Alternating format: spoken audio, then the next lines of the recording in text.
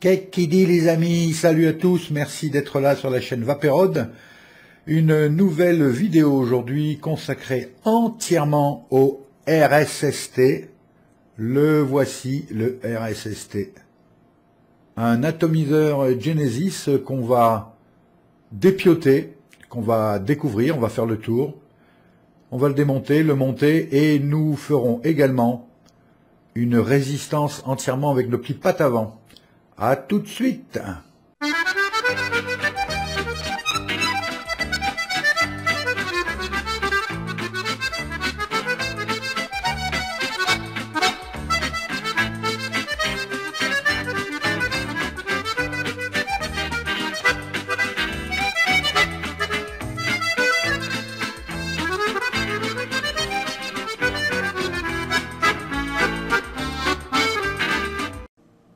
Le RSST, donc fièrement dans sa boîte pour le moment. Cet atomiseur donc est produit par la maison Smoktech, dont on apprend d'ailleurs qu'ils en sont très fiers sur le côté. Proudly made by Smoktech. Voilà, qu'on trouvera en France sur des sites en ligne dans un tarif qui va être entre 25 et 30 €. Voilà. Ouvrons cette boîte et découvrons l'atomiseur en question.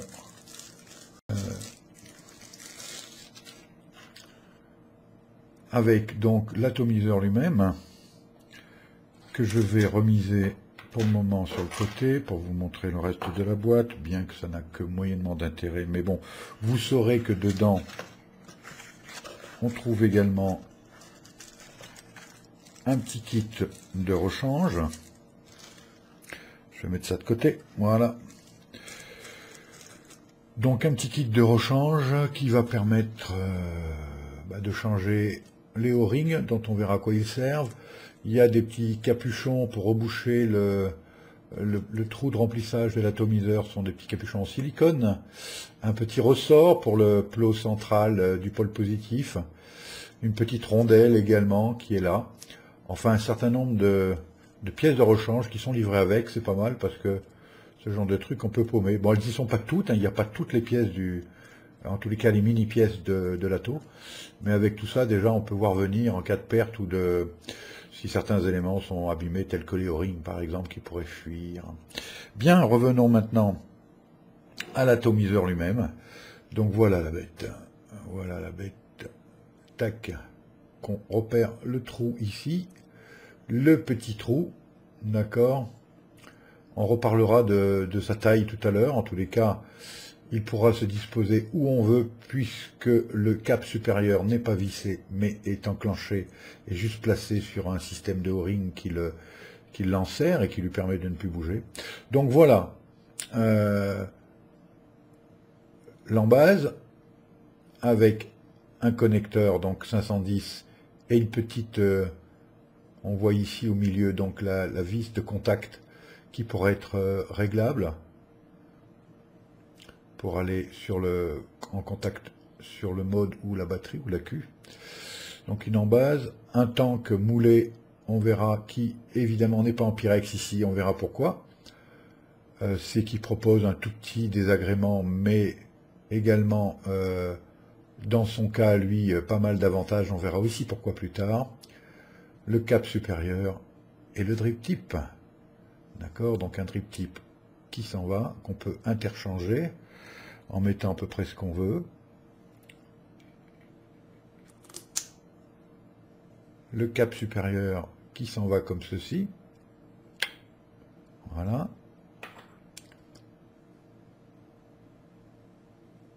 On voit le plateau donc très simple, contrairement à d'autres atomiseurs Genesis, on n'a pas 150 trous avec plein de possibilités. Ici, il s'agit d'un montage type Genesis. Nous avons le pôle positif avec, donc on va le mettre comme ça pour mieux voir, la petite rondelle, le ressort, ce qui fait que le fil, le Cantal que je mettrai tout à l'heure, la résistance qu'on fabriquera nous-mêmes, va venir se mettre quasiment automatiquement entre la rondelle et la tête de la vis. Il n'y a plus qu'à pousser le Cantal et clac. Ça évite d'avoir à visser, dévisser à chaque fois à la main ou avec une pince. Ici, donc le cône de remplissage, là, en silicone, là, on va pouvoir remplir par ici. Là, le pôle négatif, hein, d'accord. Donc le Cantal va partir de ce pôle négatif pour venir faire des tours sur le mèche qui sera là, enfin, ou la mèche, et pour finir sa course sur le pôle positif. Donc le trou dans lequel passera la mèche, on peut remarquer quelque chose de très important, c'est un détail comme ça, visuel, mais vachement important, et notamment pour ceux qui feront leur premier montage en Genesis, cet atomiseur leur est particulièrement recommandé, car il pardonne beaucoup, et on a beaucoup moins de galères à fabriquer ces résistances. On note ici donc un petit cercle noir, qui est en fait un isolateur, qui est un isolant entre le plateau, donc qui forme le pôle négatif de l'atomiseur, et le passage de la future mèche. Donc c'est isolé, ce qui fait que ça garantit qu'on aura beaucoup moins de court-circuit qu'avec un trou où il n'y a aucune isolation de prévu. D'accord? Donc ça, c'est tout bête, mais c'est génial, on le voit mieux là. Hein. C'est tout bête, mais c'est génial. De même que, je vous en parlais tout à l'heure, le tank en plastique, on va tout démonter, on comprendra mieux. Il est totalement moulé, ce qui fait qu'il n'y a aucune partie métallique qui sera en contact avec la mèche qu'on va mettre ici, hein, qu'on va mettre dans ce trou-là. D'accord? Voilà. Donc on va simuler mon tournevis étant la mèche, par exemple, et on le voit un petit peu ici. D'accord? Eh bien, ce tournevis ne peut pas être en contact avec le métal, ni à l'intérieur du tank, ni au passage, comme je vous l'ai dit tout à l'heure, grâce à l'isolant qui a été mis. Donc ça, c'est génial, parce que, ben voilà, ça évite d'avoir à oxyder ces mèches, d'avoir à prévoir tout un tas d'astuces, et encore, malgré ces astuces, on avait encore pas mal de court-circuits. Donc, avec le RSST, en théorie, et on verra qu'en pratique également, il n'y a plus vraiment de problème de court-circuit, ça facilite énormément les montages de type Genesis pour faire ses résistances et sa mèche. Démontons tout ça pour mieux comprendre. Donc je démonte l'âme centrale, là, le plot positif, qui vient, alors si on s'arrange un petit peu, il vient avec l'isolant. Donc le petit isolateur, le petit isolant en silicone, on dirait, plastique silicone, le petit ressort, la petite rondelle et la tête de la vis. Donc vous comprenez, voilà, comment comment votre Cantal va venir s'enficher là-dedans tout à l'heure. Donc lame centrale, qui fait que j'ai plus de plot positif. Je vais pouvoir enlever le petit capuchon en silicone. Voilà. Et maintenant, je dévisse délicatement, puisque le tank en plastique, en délerin, je ne sais pas exactement ce que c'est, propose une encoche pour venir s'adapter parfaitement, et on a un pas de vis sur la cheminée centrale qui permet de fixer ceci. Hein. Donc voilà la première partie, avec un joint à l'intérieur, qu'on voit un petit peu ici, voilà. On enlève le tank lui-même, et regardez le tank, la forme qu'il a, vous voyez, il est totalement fermé, moulé complètement, y compris la cheminée centrale, ce qui fait que un bout de câble acier qui servirait de mèche, par exemple, ce qu'on va faire tout à l'heure, ne peut pas toucher aucune partie métallique, donc pas de courjus possible. Ça, c'est assez bien pensé. Par contre, pour faire ce genre de moulage, il vaut mieux avoir ce genre de matière, parce qu'en Pyrex, ça va être difficile. Donc, le fait que le tank soit pas en Pyrex, il aura sûrement une durée de vie en termes d'opacité, déjà qu'il est bien un peu opaque, avec des produits un peu agressifs, en 100% VG par exemple, avec des liquides un peu entre guillemets un petit peu corrosif. Mais bon, dans un premier temps, je pense que ça doit quand même durer un moment avant que ce petit tank ne s'altère beaucoup, et on peut changer uniquement cette pièce. La pièce du bas, en base, donc ici, connecteur, bien sûr, qui n'a plus sa petite âme centrale, puisque faisait partie de ce qu'on a démonté en premier. On note ici aussi un isolateur ici. Je ne sais pas si on dit isolant, isolateur. Je ne sais pas du tout. Ça a l'air d'être pas mal pour me faire comprendre les deux. Donc là, la cheminée centrale, elle se dévisse également. Voilà. Et vous vous retrouvez donc avec l'ensemble de vos pièces. Voilà, l'ensemble de vos pièces qui constituent le RSST. Voilà. Avec son top cap drip tip, d'accord. L'embase du bas, par définition l'embase c'est plutôt en bas. La cheminée centrale qui vient relier justement l'embase et le plateau le plateau où on va faire le coil, d'accord. L'âme centrale qui va venir permettre de faire la connexion au niveau de l'embase centrale et de pouvoir avoir un pôle positif sur notre plateau. Le tank moulé, le petit bouchon silicone. Voilà l'ensemble des pièces qui composent votre RSST. Donc je vais vite le remonter, j'accélérerai sûrement cette vidéo au montage, on verra ça. Donc c'est parti pour le remontage, la petite cheminée centrale sur l'embase, ensuite le tank, le plateau de montage, partie intermédiaire, le petit isolateur du pôle positif, le pôle positif lui-même, qu'on revisse, et dont il est bon de savoir que plus on le visse, plus il ressort, donc on peut améliorer sa connexion sur le mode, ou le mettre complètement flush, et vérifier que la rondelle va nous permettre de mettre notre morceau de Cantal d'une façon très pratique, le petit bouchon en silicone. Et voilà, il est monté, il n'y a plus qu'à mettre maintenant le cône supérieur. Et vous avez remonté votre atomiseur.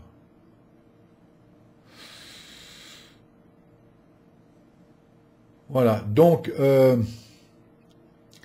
on va passer maintenant au montage, car bien évidemment tout de suite il n'est absolument pas opérationnel, puisque il n'y a pas de résistance ici, il va falloir qu'on monte une résistance. On va faire un montage, câble acier et mèche FDV, fibre de verre, une petite gaine de fibre de verre sur la partie haute, avec un Cantal, on verra lequel tout à l'heure, 4-5 tours, selon qu'on ait envie de le vaper sur un mécanique ou sur un mode régulé électronique, on verra ça. À tout de suite en gros plan pour la partie montage.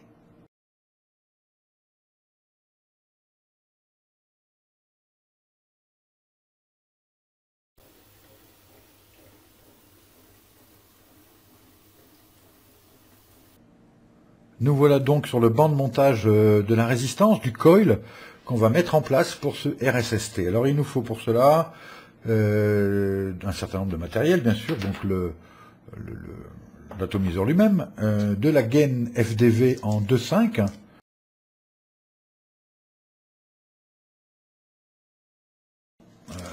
voici un exemple de ce que c'est.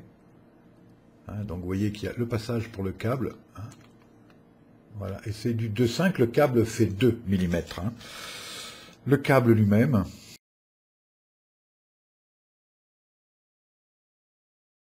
Alors ici, il s'agit de 4 cm de câble. D'ailleurs, il faut que je vois si ça va parfaitement. Ouais, on s'aperçoit que c'est un tout petit peu plus haut.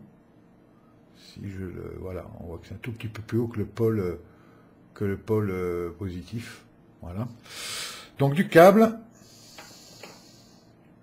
Il s'agit d'un câble 7-19, comme on dit, en 2 mm, totalement inoxydable, qui ne peut pas s'altérer et faire de dépôt à l'intérieur du liquide. Une pince à épiler, un coupe-ongle, un briquet, un petit tournevis et du Cantal.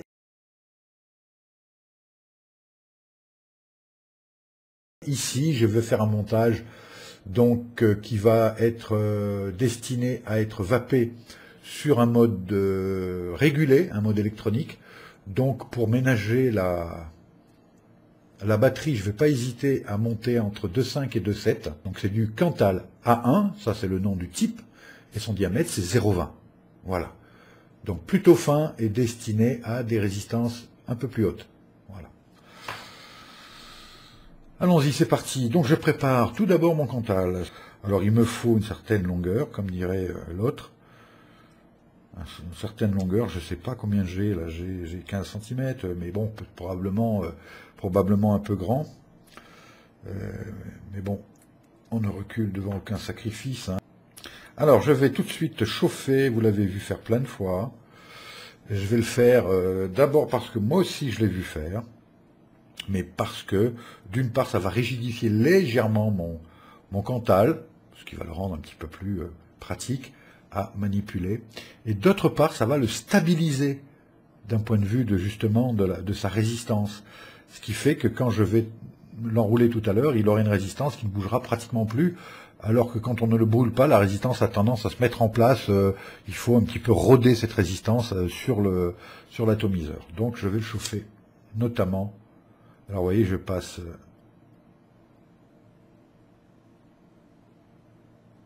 vite fait le briquet dessus. Voilà. Refroidis un peu le bazar. Hop, je le remets bien droit. Et je vais finaliser, bien sûr, la deuxième partie qui n'a pas été chauffée. Voilà. Le briquet, il ne sert plus normalement. Allez, on le range. Donc là, pas de chalumeau, hein, rien de tout ça. On est sur un montage très simple, très sobre. Et qui marche bien. Normalement, on va voir ça. C'est du live, c'est du direct. Hein. Donc, je vais me préparer un bout de gaine FDV, coupé avec le cutter, le coupe-ongle. Je vais en prendre à peu près 1 cm, un poil plus. Voilà, ma gaine, hein, vous voyez, tout petit manchon. Ici, le câble étant assez bien coupé, même très bien. Merci Vaposite, car c'est vrai qu'ils nous vendent des morceaux de câble qui sont ramenés au mètre beaucoup plus cher que si j'achetais un rouleau de câble. Mais il est tout prêt, il est à la bonne taille et il est coupé parfaitement. Donc mine de rien, il faut quand même de sacrées pinces à la maison pour couper ça proprement. Donc là, en théorie, j'ai pas de souci pour le rentrer. Il n'y a pas d'effilochage.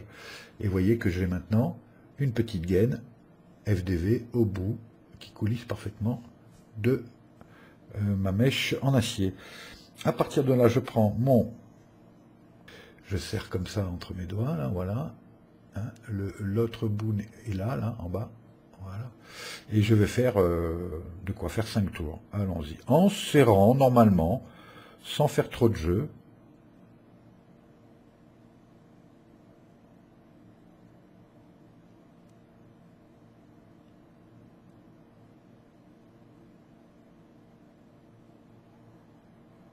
Voilà, ça devrait être bon.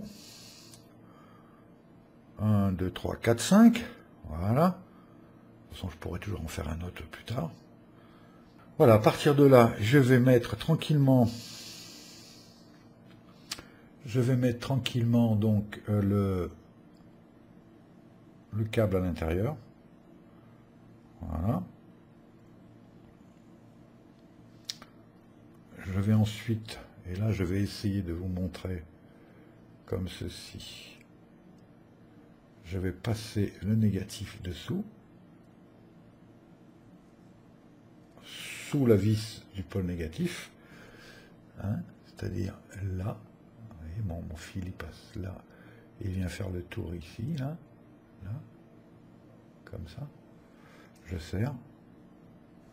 serre normalement pour que, voilà, donc le fil maintenant il est là, je le couperai tout à l'heure. Et sur la partie du haut, vous voyez, là, je vais venir placer sur le système là, voilà, je vais tirer et clac, regardez, ça c'est fait, mais alors pas du tout d'ailleurs, voilà, il faut que je force un peu plus, et là ça c'est fait, j'ai juste tiré pour que, voilà, pour que le câble vienne se mettre entre la rondelle et la tête de vis du pôle positif. C'est vraiment formidable ça. Je peux vous dire que si vous commencez le Genesis sur le RSST, et qu'ensuite vous passez à, par exemple, un Aga T2, qui est un excellent atomiseur, vous allez faire des crises de nerfs hein, sur la GAT2 parce que c'est pas du tout aussi pratique. Donc ça c'est génial, hein, il y avait qu'à y penser, il n'y a qu'à Faucon, ben ils l'ont fait eux. Voilà, alors j'ai peut-être un petit peu trop tiré, ce qui fait que mon mèche prend un peu de... Voilà, j'ai redressé. Donc maintenant il s'agit pour moi de faire correctement, d'aligner correctement toutes ces spires, les mettre droites, sauf que j'en ai 1, 2, 3, 4, 5, ouais c'est bon. 5, normalement c'est bon. Voilà, vous voyez bien les spires là, 1, 2, 3, 4, 5, sur le pôle négatif en bas. Alors il est important que la première spire qui va sur le plateau soit parfaitement plaquée sur le plateau. Hein. Voilà, et en haut, voilà.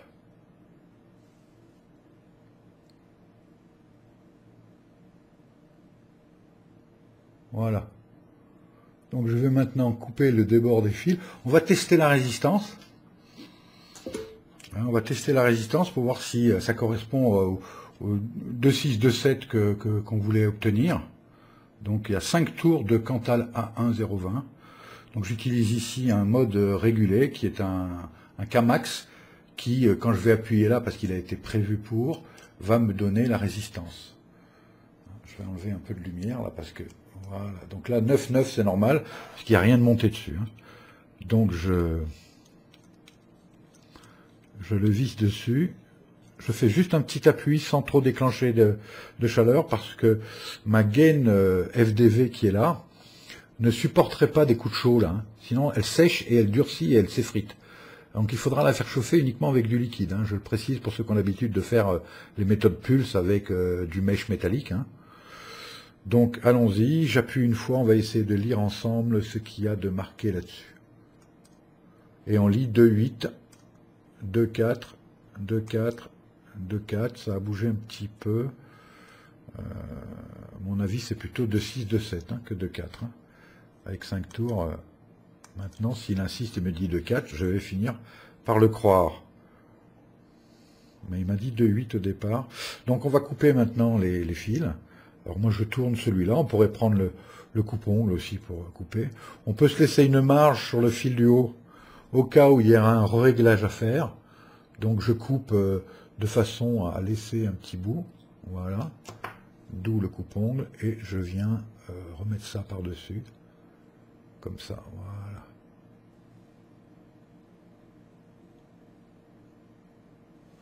Ok, retestons. 2,6, vous voyez. Alors, putain, il me dit 2,4 comme ça et 2,6 debout. Il a un petit point. Alors, il y a aussi quelque chose, c'est que là, rappelez-vous, on a sur le pôle positif, on a une vis. Et cette vis, elle influence bien évidemment la profondeur du pôle positif qui va venir faire contact avec le connecteur du mode. Donc, si je le visse un tout petit peu pour être sûr, voilà, qu'il y a un bon contact. Est-ce que c'est pas ça qui a... Vous voyez, 2,5, 2,6, 2,4. Donc il change un petit peu en fonction de comment je le... 2,4, 2,6. Bon, c'est très bien en tous les cas. 2,4, 2,5, 2,6. Ça me permet de vaper entre 10 et 11 watts d'une façon très confortable. Alors, je n'allume pas tout de suite, mais vous voyez, la résistance est terminée. Je vais prendre un petit peu de jus. Je vais faire ça avec un jus qui est où, que j'ai mis où? Voilà, le Fruity Loops, c'est un do-it-yourself hein, que j'ai fait moi-même. 8 mg qui est fait déjà depuis le 10 septembre. Vous voyez, il ne me reste pas beaucoup. Il me reste de quoi faire un tank à peu près. Je vais prendre la vis. Tac. Le remplir. Alors là, il s'agit de mettre le bidon aiguille dedans. Et on appuie. Voilà. Tranquillement, sans forcer, hein, pas tout faire calancher.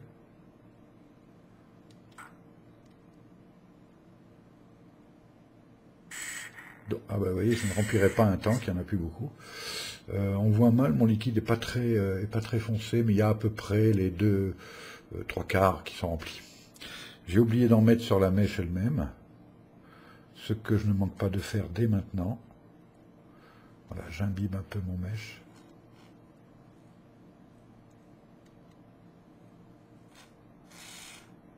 Voilà. Je penche un petit peu, et ça il faudra le faire hein, régulièrement pour pouvoir alimenter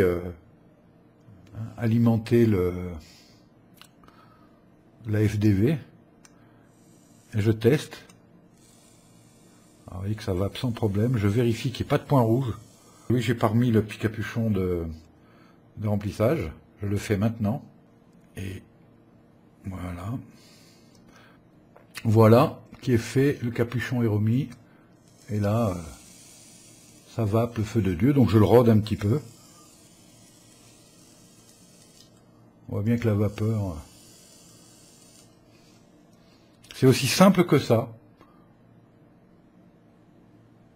Aucun faux contact, enfin aucun court-circuit, aucun hotspot, des points chauds pour risquer des dry heat au niveau de l'aspiration de la vapeur. Et on va mettre maintenant son capuchon. Voilà, alors quand on remet le capuchon, hein, si jamais il y avait des purs débutants qui regardaient cette vidéo, le capuchon est muni d'un trou. D'accord? Il n'y en a qu'un. Il faut mettre le trou dans l'alignement de la résistance qu'on vient de faire. C'est ce qui va, hein, vous voyez ma résistance. Elle est là, on voit le câble, là, donc le trou est là, hein, d'accord? Et je vais faire en sorte toujours d'amener le liquide en tête, comme ça, en le penchant légèrement, de temps en temps. Allez, voyons, en faisant un essai maintenant, pour de vrai, d'égoutter ce liquide en 8 mg, en 40% propylène glycol, 60% glycérine végétale, fait par moi-même. Voyons ça tout de suite. Voilà, on a terminé le montage de cet atomiseur RSST en montage Genesis. Très simple, pas de hotspot, donc de point chaud, pas de court-circuit, tout marche bien, ça se fait assez vite. Quand vous aurez un peu l'habitude, il faut à peine 5 minutes pour monter faire un montage coil comme celui-ci, comme celui qu'on vient de faire.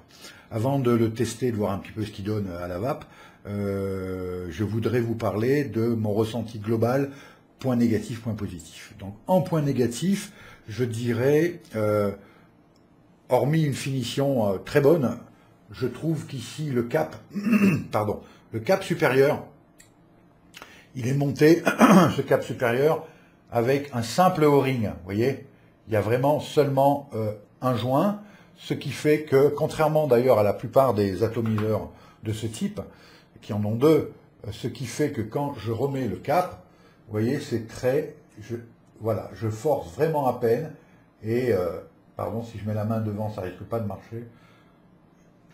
Et vous voyez qu'on a tout de suite un jour. C'est trop souple. Ça, c'est une chose. On pourrait aussi considérer que le trou, je ne sais pas où il est, le voilà. Le trou est un peu petit pour certains. On a un tirage assez serré.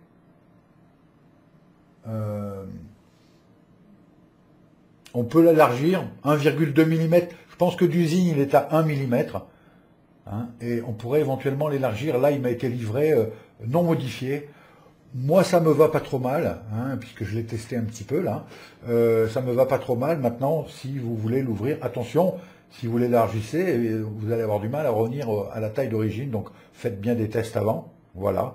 Hormis ces points négatifs, et encore à vous de voir si certains d'entre eux sont négatifs pour vous ou pas, le reste, c'est du positif, c'est-à-dire que on a un ensemble assez joli, même si il n'est pas à son avantage sur ce Kamax avec une couleur qui va pas du tout, mais globalement il est assez esthétique. Son drip tip est un vrai drip tip en stainless steel, en acier inoxydable, donc qui pourra vous servir pour d'autres atomiseurs si vous voulez aussi. Surtout son vrai point fort, c'est qu'il est parfaitement isolé et donc il est rendu très simple à monter. pour des débutants qui n'ont jamais fait de Genesis. Hein. On l'a vu ensemble, c'est un atomiseur qui a pensé à tout à ce niveau-là et qui facilite énormément la tâche concernant le montage Genesis. Voilà, donc maintenant qu'on a fait le tour de ces points positifs et ces points négatifs, je vais vaper. Testons-le. Hein, voilà, donc je le teste 2,6 ohms, vous voyez que ça s'est stabilisé, 2 ohms 6, hein, donc c'est ce qu'on voulait, c'est bien. Je suis à 10 watts 5, ce qui est pas mal pour 2 ohms 6. On va tester ça tout de suite.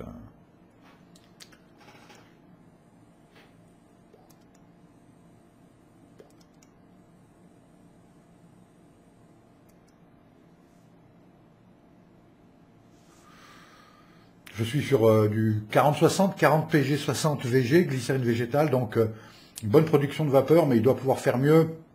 Il faut le temps que tout ça se rôde.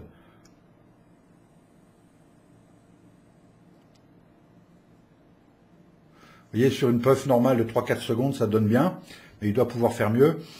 Le HIT, ben, c'est un HIT type Genesis. Hein. Bon, j'ai pas beaucoup de nicotine moi là-dedans, hein, c'est du 7 mg. Mais par rapport à mon Agaté 2, je vois pas de grosse différence. C'est assez similaire. Et au niveau des goûts, tout est là. Hein, c'est un atomiseur qui marche bien, qui, je pense, est costaud et durable, et facile à monter. Donc à partir de là, que demande le peuple, hein. Donc merci d'avoir suivi cette vidéo. Et je ferai d'autres vidéos sur d'autres montages, sur l'Agaté 2, on en a parlé plusieurs fois dans cette vidéo. Également sur des reconstructions de têtes de coil de cléromiseurs tels que ProTank 2 par exemple. Et puis d'autres revues matérielles bien évidemment à venir. Et notamment, puisqu'on me l'a demandé, vous n'êtes pas encore très nombreux, mais on me l'a déjà demandé, notamment des gens qui veulent démarrer la vape et qui me demandent qu'est-ce que je dois prendre. Alors donc moi je leur ferai d'abord un lien sur des vidéos qui parlent de ça très bien, avec des gens, des reviewers qui ont fait des choses excellentes dans ce domaine. Je leur donnerai mon avis sur le petit setup, le petit pack qui va bien pour démarrer. Voilà. Et donc je vous montrerai ça d'ici la semaine prochaine, sûrement. Merci à vous, bonne journée et à bientôt. Tchuss!